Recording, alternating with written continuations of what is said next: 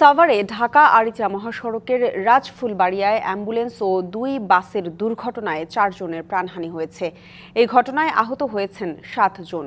এ বিষয়ে আরো জানাতে সরাসরি যুক্ত হচ্ছেন সহকর্মী শফি মাহমুদ। শফি, আপনি আগের সংবাদেই জানিয়েছিলেন যে নিহতদের পরিচয় আসলে জানা যায়নি, কারণ আগুনে পুড়ে তাদের অবস্থা এমন দাঁড়িয়েছে যে সেক্ষেত্রে ময়নাতদন্তের পরেই তাদের পরিচয় জানা যাবে। এখন পর্যন্ত যারা আহত হয়েছেন তাদের কোথায় নেওয়া হয়েছে, এ বিষয়ে কিছু জানতে পেরেছেন কিনা? যেমনটি বলছেন যে যারা মারা গেছেন তাদের আসলে ভস্মীভূত হয়ে যাওয়ার কারণে চেহারা চেনা যাচ্ছে না এবং তাদের ময়নাতদন্ত করা ছাড়া কিন্তু আসলে পরিচয় শনাক্তটা অনেকটাই অনিশ্চিত বলে জানিয়েছেন পুলিশ।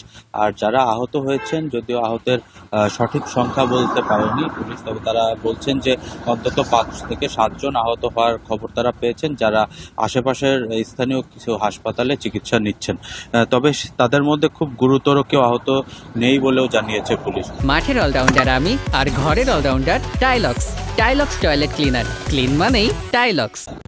যদি বলে রাখি যে রাতে যখন এই ঘটনাটি ঘটে, যারা সেই মুহূর্তের প্রত্যক্ষদর্শী ছিলেন তাদের সাথেও কথা বলেছি, ফায়ার সার্ভিসের সাথে কথা বলেছি, পুলিশের সাথে কথা বলেছি।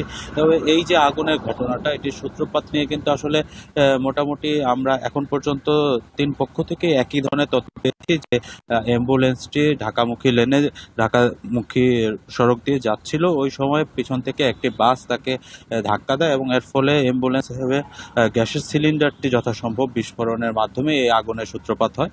পরবর্তীতে আগুন এই বাসের পিছনে থাকা আরো একটি বাসে ছড়িয়ে পড়ে। তাছাড়া আমরা জানতে পেরেছি এই আগুনের ছোঁয়ায় কিন্তু আরো একটি ট্রাক কিছুটা ক্ষতিগ্রস্ত হয়েছে। তো সব মিলিয়ে বলতে পারি যে ৩টি গাড়ি পুরোপুরি পুড়ে গেছে এবং একটি ট্রাক কিছুটা ক্ষতিগ্রস্ত হয়েছে। এবং যেটি ফায়ার সার্ভিস জানিয়ে